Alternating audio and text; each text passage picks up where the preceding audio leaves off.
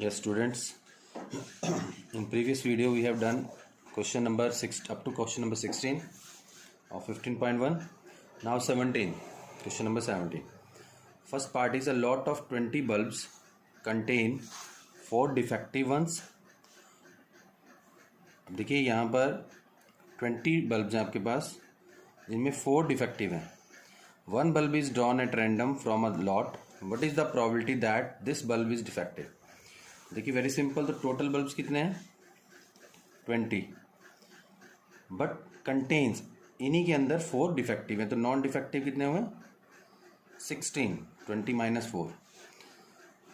So probability first in first part you are asked what is the probability that this bulb is defective. तो probability of defective bulb 4 defective bulbs, total number of outcomes are 20, तो 1/5. But in the second part suppose the bulb drawn is not defective.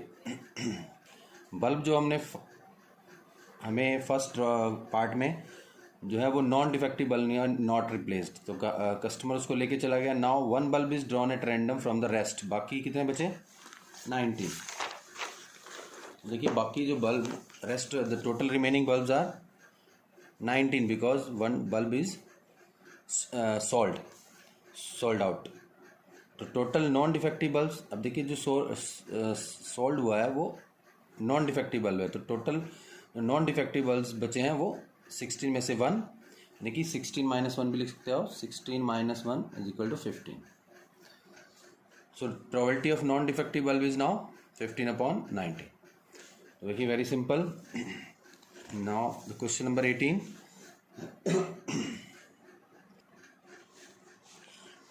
In the same pattern, 18th question is a box contains 90 discs which are numbered from 1 to 90. देखिए disc के हैं कुछ box के अंदर, उन पे 1 to 90 लिखा हुआ है. और 1 to 90 टोटल आपके पास कितने होंगी 90 डिस्क. बट अगर क्वेश्चन आ जाता है, कई बार बच्चे कंफ्यूज होते हैं. For the last 20 years I am watching that the mistake in this type of question occurred if the discs are numbered from 3 to 90 या 2 to 90. तो वो डायरेक्ट 90 - 2 कर देते 98. तो देखिए 2 to 90 है तो 2 तो इंक्लूड है, तो 1 माइनस करते हैं हम उसमें अगर 2 to 90 होता है. जैसे 11 to 90 होगा तो 10 माइनस करेंगे 80 आएगा. तो ये थोड़ा ध्यान रखना है कि टोटल नंबर ऑफ डिस्क कितनी होंगी. यहाँ से तो क्लियर हो जाता है फर्स्ट 1 to 90 हो, बट अगर क्वेश्चन आ जाए 11 to 90 या 3 to 90 4 to 90 तो उसमें ध्यान रखना है कि टोटल डिस्क कितनी है. आपने एक नंबर कम सब्ट्रैक्ट करना है. जैसे 90 - 0 करना है. 90 - 0 90 हुआ. अगर 2 to 90 हो तो 90 - 1 करते हैं. सिंपल. तो 1 disc is drawn at random from the box. Find the probability that in first part 2 digit number. देखिए 2 डिजिट नंबर आपके पास कितने होते हैं 2 डिजिट नंबर्स. 2 डिजिट नंबर कहाँ से शुरू होंगे 10 से. तो 10 to 90 यानी कि 9 माइनस कर दो फर्स्ट 9. तो 90 - 9/90 81/90. 9 9 जा 9 10 जा, तो 9/10 is the answer. Second part a perfect square number. Perfect square number means जो परफेक्ट स्क्वायर हो. जैसे 1 का स्क्वायर 1 ही होता है. 4 इज ऑल्सो पर 2 का स्क्वायर. 3 का स्क्वायर 9. 4 का स्क्वायर 5 का स्क्वायर. 6 का स्क्वायर 7 का स्क्वायर. 8 का स्क्वायर 9 का स्क्वायर. तो 9 से ज़्यादा 10 का स्क्वायर करेंगे 100 आएगा. Next perfect square number is 100 and we have the disc up to 90 numbers. So total numbers 1 2 3 4 5 6 7 8 9. तो getting probability of getting perfect square number is 9/90. तो 1/10. And third part a number divisible by 5. देखिए जो number 5 से divisible होंगे. अब 0 to 90 अगर mark होता है तो 0 भी लेते हैं हम. बट हेयर 1 to 90 है तो 1 2 3 4 नहीं होंगे डिविजिबल. 5 से शुरू होंगे, उसके बाद 10 5 ऐड करते चले जाओ. 5 10 15 20 25 30 35 40 45 इस तरह से आपने 90 तक. तो ये नंबर अगर टोटल करोगे 18 आएगा. Probability of getting number divisible by 5 is 18/90. सो 1/5. तो इस टाइप के क्वेश्चन थोड़े इंपॉर्टेंट होते हैं जो डिजिट बेस्ड होते हैं. प्राइम नंबर सिस्टम की नॉलेज आपको होनी चाहिए. What are prime numbers, composite numbers, even numbers, divisible by 5 numbers, perfect square, perfect cube numbers भी आ सकते हैं. जैसे यहाँ परफेक्ट स्क्वायर है, वो परफेक्ट क्यूब नंबर्स जो होते हैं जैसे 1 भी होता है, उसमें 1 का क्यूब 1 होता है. 2 का क्यूब 8 लेना है. 8 के बाद 27 लेना, 3 का क्यूब, उसके बाद 4 का क्यूब 64। तो इस क्वेश्चन में अगर आप ये परफेक्ट क्यूब नंबर आता तो सिर्फ 1, 8, 27 और 64 होता, क्योंकि 5 का क्यूब जो है वो 125, 90 की रेंज में नहीं है। तो देखिए इस तरह के क्वेश्चन हैं। उसके बाद नेक्स्ट क्वेश्चन है आपके पास question number 19। A child has a die whose 6 faces show the letters as given below। एक डाई है, उसकी वजह से नॉर्मल डाई पे क्या होता है 1 2 3 4 5 6 लिखा होता है। एक बच्चे के पास एक डाई है स्पेशल, उसके पास ABCDE मीन्स 2 फेसिस के ऊपर A है और बाकी पे BCDE है। तो the die is thrown once, एक बार डाई को हम थ्रो करेंगे, what is the probability that of getting A अगर आए तो देखिए very simple, total possible outcomes कितने होंगे, टोटल पॉसिबल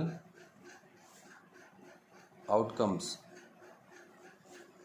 ABCD टोटल है 6 फेसेस हैं इसके। अब फर्स्ट आपने पूछा फर्स्ट पार्ट में प्रोबेबिलिटी ऑफ गेटिंग ए 2 है आपके पास, तो 2/6 means 1/3। But in the second part you are asked probability of getting D. तो प्रोबेबिलिटी ऑफ गेटिंग डी सिर्फ एक ही है, तो 1/6 विल बी द आंसर। तो वेरी सिंपल, ये भी एक नंबर में क्वेश्चन आ सकता है, 2 में भी आ सकता है। नाउ ये आपका डिस्कस कर लेंगे हम, स्टार लगा हुआ है not from the examination point of view, but अगर फिर भी रिवीजन में इसको करा देंगे, डिस्कस कर लेंगे एक बार। वैसे बहुत ही सिंपल है, मैं करा देता हूँ चलो। Suppose you drop a die at random on the rectangular region shown in the figure. इस फिगर में आपके पास अपने एक रेक्टेंगुलर रीजन है, एरिया है, इसमें आपने डाई को थ्रो करना है। What is the probability that it will land inside the circle with the diameter. देखिए डायमीटर इसमें दिया हुआ है, इसका मैं डायग्राम भी बना देता हूँ आपको। 20th क्वेश्चन, अब ये आपके पास एक रेक्टेंगुलर रीजन है, इसके बीच में एक सर्कुलर रीजन है जिसका डायमीटर है 1 मीटर एंड इसका जो लेंथ है वो 3 मीटर है और ब्रेथ जो है वो 2 मीटर है रेक्टेंगल की। देखिए अब टोटल एरिया आपके पास कितना है, टोटल एरिया जो है, total area will be the total possible outcome की तरह होगा। टोटल एरिया ही length into breadth, 3 into 2 6 metre square, but area of radius कितनी होगी 1/2 मीटर। तो एरिया ऑफ सर्कल, हम सर्कल में चाहते हैं वो फेवरेबल एरिया हमारा है πr², तो 22/7 इंटू 1/2 1/2 तो 11 तो 11/14 मीटर स्क्वायर। अब आपने देखिए सिंपल प्रोबेबिलिटी ऑफ ड्राइंग या probability of landing the die in circle. Circle में अगर हम प्रोबेबिलिटी निकाल रहे हैं तो area of circle means area of circle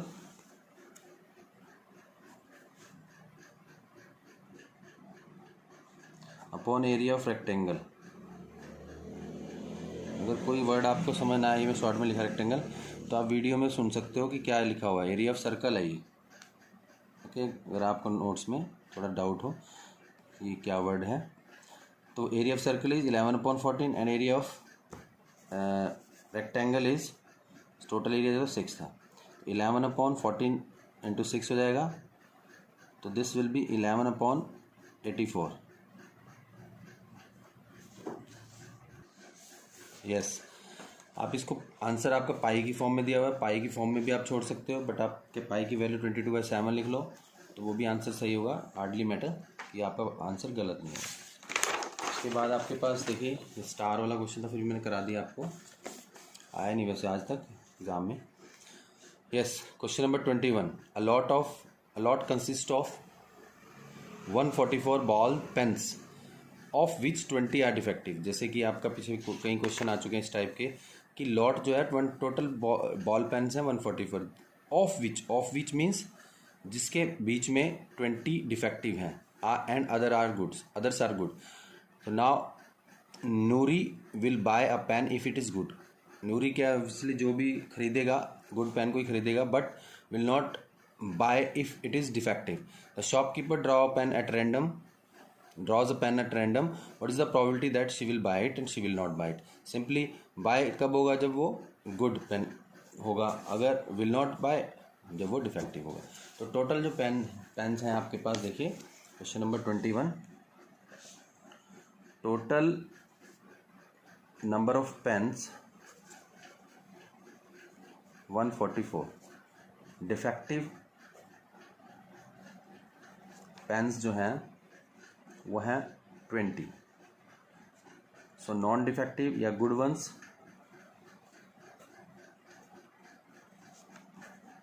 वो आपके 144 में से, ये आपने थोड़ा चेक करना है कि माइनस करने से टोटल पेन्स दिए हुए हैं या अलग अलग से दिए हुए हैं, डिफेक्टिव नॉन डिफेक्टिव. तो हम टोटल सम करके निकालते हैं. क्वेश्चन था ऐसा. तो 124 आर नॉन डिफेक्टिव पेन्स. तो probability of Noori will bye it, तो बाय तभी होगी, वो खरीदेगी तभी जब वो नॉन डिफेक्टिव होगा. तो 124/144 कटिंग कर सकते हो आप, जैसे कि आप 2 पे करके कर सकते हो. 2 6 2 2 जा 2 7 जा 2 2 जा, तो 231 236, तो 31/36. यस. उसके बाद सेकेंड पार्ट है, नूरी विल नॉट बाय इट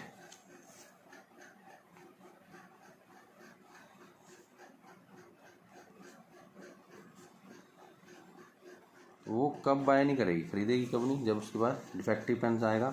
तो 20/144, इसकी आप 4 पे कटिंग कर सकते हो डायरेक्ट, 2 पे करके कर सकते हो. 2 7 2 36 5, तो ये आपका 5/36 आ जाएगा. तो इस तरह से आप इसमें इस क्वेश्चन को कर सकते. सिंपल पहले भी आ चुके हैं इस टाइप के क्वेश्चन. देखिए ये बहुत इंपॉर्टेंट क्वेश्चन है. Question number 22, refer to the example 13 and complete the following table. देखिए क्वेश्चन नंबर 22 मैं आपको समझा रहा हूँ, बहुत इंपॉर्टेंट क्वेश्चन है ये. Sorry, example number 13. यस, देखिए example number 13 is 2 dice, 1 blue and 1 grey are thrown at the same time. देखिए 2 डाइस को आप सेम टाइम पे थ्रो करते हो. Right down all the possible outcomes. वैसे तो 2 कॉइन्स को भी टॉस कर सकते हो साइमल्टेनियसली. उसके क्वेश्चन अभी आए नहीं है, हम एक्स्ट्रा करेंगे थोड़ा ये यूनिट टेस्ट के बाद, पीरियोडिक टेस्ट के बाद. 2 डाइज 1 ब्लू एंड, तो 2 dice are thrown simultaneously at the same time. Write down all possible outcomes. देखिए पॉसिबल आउटकम्स कैसे बनेंगे, बहुत इंपॉर्टेंट क्वेश्चन है. क्वेश्चन नंबर 22 हम करेंगे, पर on the basis of example number 13. If 2 dice are thrown,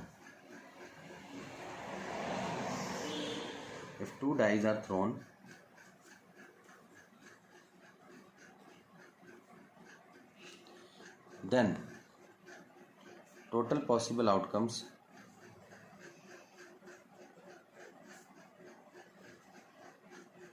आपके पास आएंगे. देखिए पहली डाई के ऊपर 1 आ जाए, दूसरी पर भी 1 आ जाए, तो एक केस हो सकता है. पहली डाई पर 1, दूसरी पर 2 आ जाए. पहली डाई पर 1, दूसरी पर 3 आ जाए. पहली डाई पर 1, दूसरी पर 4 आ सकता है, क्योंकि 1 to 4. पहली डाई पर 1 और दूसरी पर 5, या पहली पर 1 और दूसरी पर 6. तो 6 से ज़्यादा डाई पे होता नहीं. अब दूसरा केस, दूसरी लाइन आ सकती है सेम 2 1, पहली डाई पे 2, सेकंड पे 1, पहली डाई पे 2, सेकंड पे 2, पहली डाई पे 2, सेकंड पे 3, पहली डाई पे 2, सेकंड पे 4, पहली डाई पे 2, सेकंड पे 5, पहली डाई पे 2, सेकंड पे 6. तो इस तरह से थर्ड रो में पहली डाई पे 3 3 1, 3 2, 3 3, ये पॉसिबल आउटकम्स हैं. 3 4, 3 5 एंड 3 6. तो समझना बहुत जरूरी है, इंपॉर्टेंट कुछ. जैसे 4 1 आ सकता है, पहली डाई पे 4, दूसरी पे 1, तो 4 2, 4 3 एंड 4 4, एंड 4 5 4 6। इस तरह से 5 1 5 2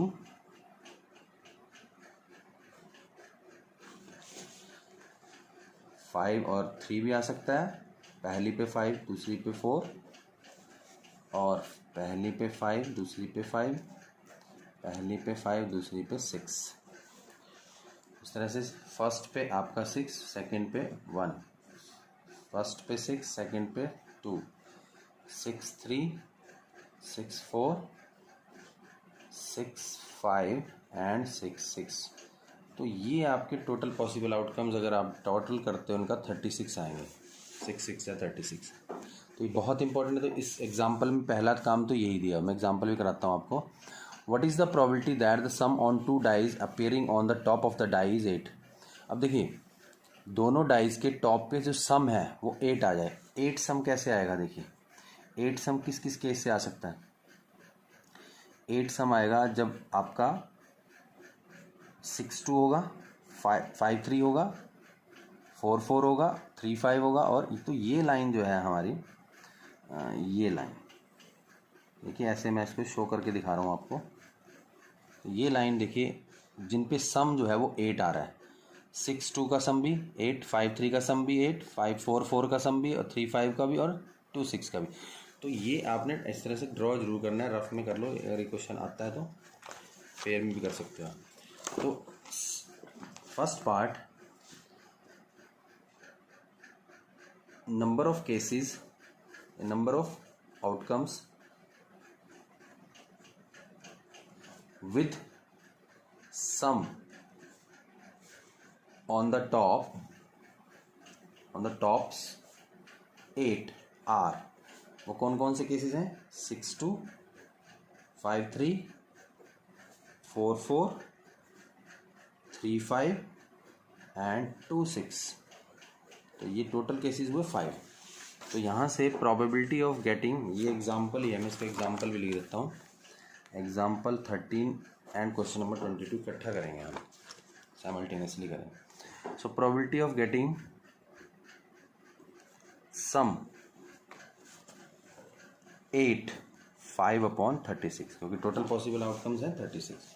इसका सेकेंड पार्ट देखिए, सम ऑन द 2 डाइज 13। अब देखिए सम ऑन 2 डाइज, देखिए मैक्सिमम नंबर जो है वो 12 आ सकता है सम का। 6 6 से बड़ा कोई आपके पास कॉम्बिनेशन नहीं है। 6 + 6 12, 12 से बड़ा कोई सम नहीं आ सकता। तो there is no case with the sum, तो there is no outcome with sum as 13. So this is impossible. Probability of getting sum 13 is 0/36. कोई भी केस नहीं है तो 0, impossible. This is an impossible outcome.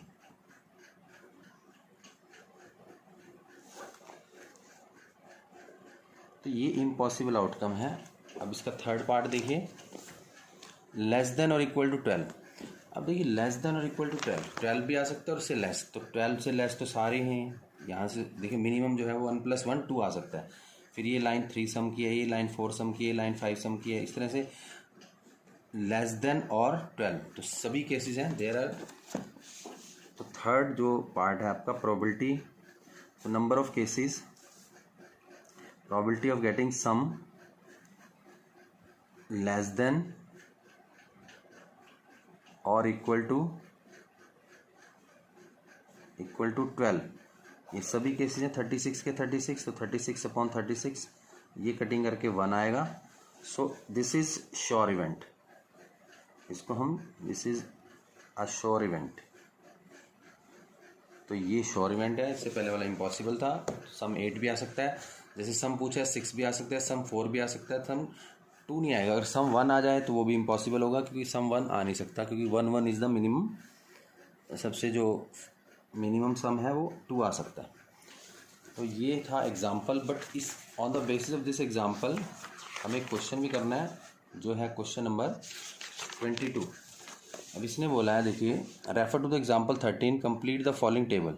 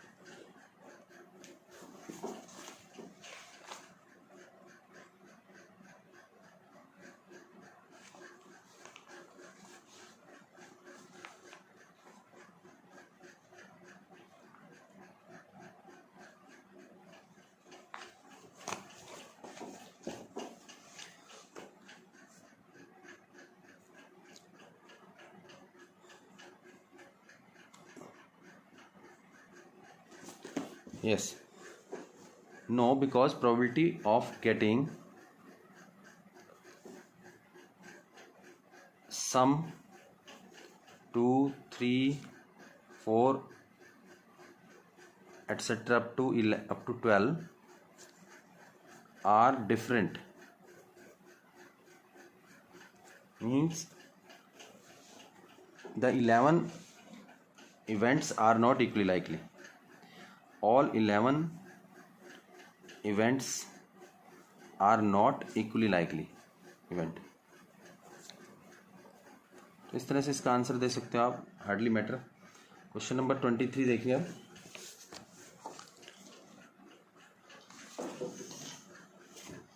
Yes, question number 23, a game consist of tossing 1 rupee coin 3 times. अब देखिए 3 times एक coin को आपने टॉस करना है, noting its outcome each time. Hanif wins if all the tosses give the same result, 3 heads और 3 tails, and loses otherwise. Hanif तभी जीतेगा अगर तीनों हेड आए या तीनों टेल आए। अगर आप 3 टाइम्स एक कॉइन को टॉस करते हो। Calculate the probability that Hanif will lose the game. तो देखिए इससे पहले थोड़ा बेसिक्स करेंगे हम। अगर एक coin, basics, if 1 coin is tossed,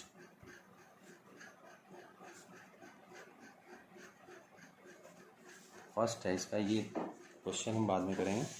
1 coin is tossed, total outcomes are only 2, total possible outcomes, head आएगा या टेल आएगा, तो ओनली 2 आउटकम्स हैं।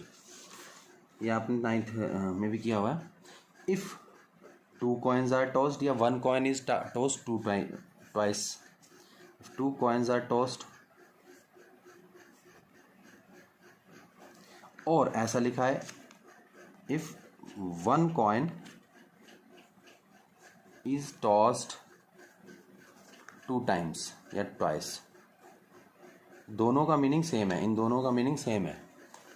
एक कॉइन को 2 बार टॉस कर लो या 2 कॉइन को 1 बार टॉस कर लो इकट्ठे, तो टोटल पॉसिबल आउटकम्स जो होंगी, पॉसिबल आउटकम्स वो हमारे पास क्या आएंगी। देखो पहले में हेड, दूसरे में भी हेड आ जाए, पहले में हेड दूसरे में टेल। अब पहले में टेल दूसरे में हेड आ जाए, या पहले में टेल दूसरे में टेल आ जाए, तो ये पॉसिबल आउटकम्स 4 बनेंगी। बट ये जो क्वेश्चन 23 है हमारा, इसमें एक 1 कॉइन को 3 टाइम्स टॉस किया गया है। इफ 1 कॉइन इज टॉस्ड या 3 coins are toss simultaneously, 1 coin is tossed 3 times, then total possible outcomes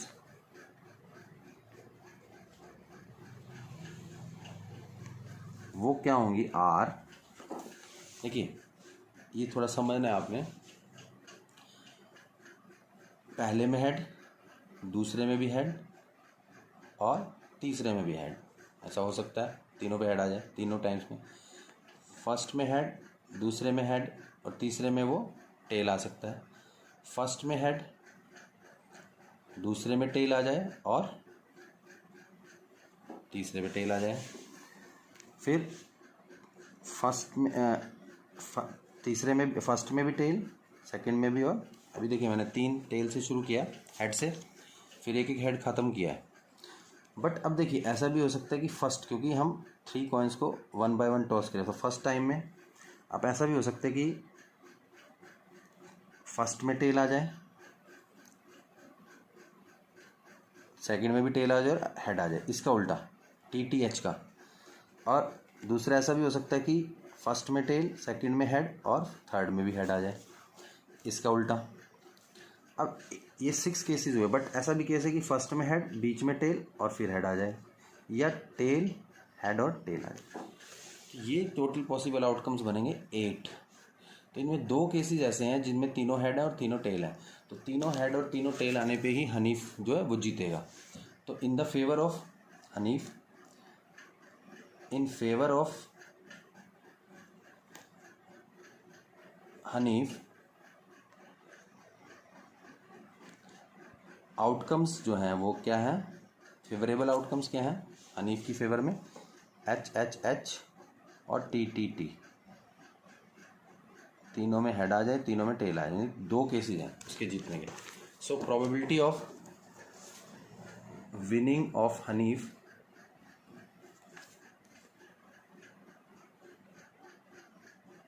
sorry इसमें पूछा है calculate the probability of Hanif will lose the game. No, ये तो इसको आप लिख सकते हो probability of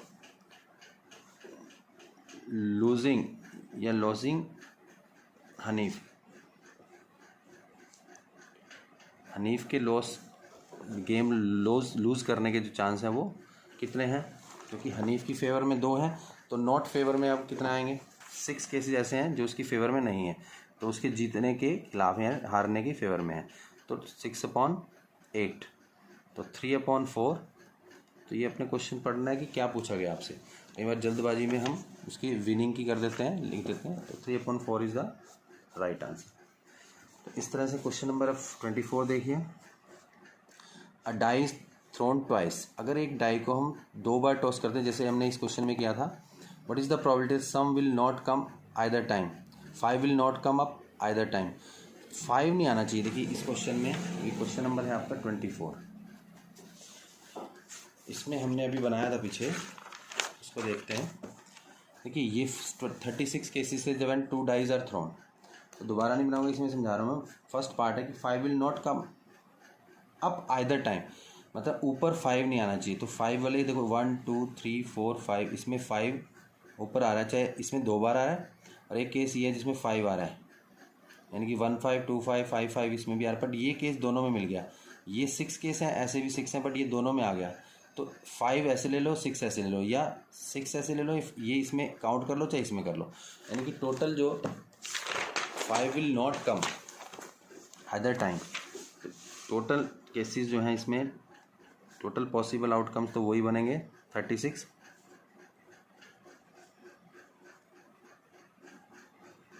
but first part है 5 will not come other time, तो 5 विल कम अप आइदर, मतलब एक बार आए या दोनों बार आए, आइदर टाइम्स। हम पहले, तो वो टोटल केसेस हैं 11। तो 5 will not, probability of 5 will not की निकालनी है आपको। 5 will not come up either time, तो चाहे तो 11/1 माइनस कर लो, या 36 - 11 ऐसे केस हैं जिनमें, और अपॉन 36, तो 25/36। अगर पूछता 5 विल कम तो 11/36 करते हैं। अब ये कहता है 5 विल कम एटलीस्ट वंस, तो वही, अब ये सेकंड पार्ट आ गया।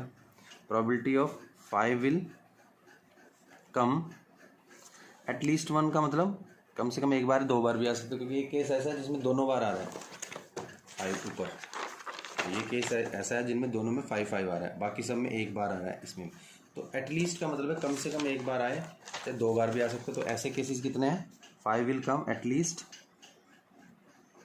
वंस, तो ऐसे केसेस जो हैं वो 11 है, 11/36। तो सिंपल क्वेश्चन थोड़ा समझना है। अब लास्ट क्वेश्चन है इसका 25th, वो देखेंगे। Yes, which of the following argument are correct and which are not correct, give reason for your answer. If 2 coins are tossed simultaneously, इकट्ठा एक बारी में हम 2 कॉइन्स को टॉस करते हैं, या एक कॉइन को 2 बार टॉस करते हैं, मैंने बताया सेम बात है। There are 3 possible outcomes, 2 head 2 tail and 1 each, कि एक हेड आ जाए एक टेल आ जाए। तो therefore for each of these outcomes the probability is 1/3। जैसे देखिए ये क्वेश्चन किया था हमने कि 2 कॉइन्स को हम टॉस करते हैं, दोबारा से लिख देता हूँ मैं 25th का first part. If 2 coins are tossed,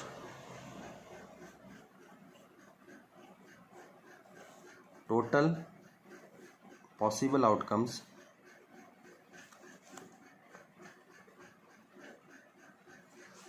will be head head, या हेड टेल, या टेल हेड और tail tell.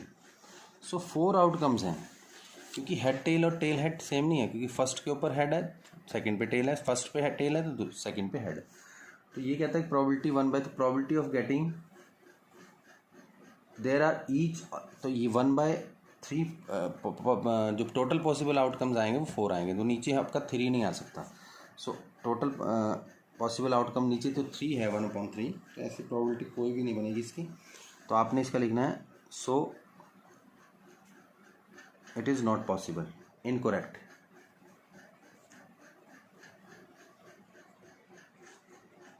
Statement incorrect argument. उसके बाद सेकेंड पार्ट है, if a die is thrown there are 2 possible outcomes, an odd और even, therefore probability of getting an odd number is 1/2। तो देखिए जब die को हम थ्रो करते हैं, one a die is thrown, total outcomes या पॉसिबल आउटकम्स क्या होंगे, 1 आ सकता है, 2 आ सकता है, 3 आ सकता है, 4 आ सकता है, 5 आ सकता है, 6। तो ये टोटल 6 आउटकम्स हुए। तो अगर हम ऑड देखते हैं, ऑड नंबर्स या ऑड आउटकम्स 1, 3, 5 वो भी 3 हैं, और इवन आउटकम्स 2, 4, 6 वो भी 3 हैं। तो यहाँ से अगर प्रोबेबिलिटी ऑफ इवन और ऑड का चेक करते हैं हम, सो अगर हम प्रोबेबिलिटी ऑफ ऑड और इवन निकालते हैं, so number 1 probability of getting odd number वो भी 3/6 1/2 आएगा। और सेकंड अगर हम probability of even number find करते हैं तो वो भी 3 केसेस हैं, 3/6 1/2। तो ये स्टेटमेंट ठीक है। इसने बोला कि probability of getting even and odd number, even number की ऑड नंबर की जो प्रोबेबिलिटी है वो 1/2 आएगी। तो बिल्कुल सही है, दोनों की प्रोबेबिलिटी 1/2 है।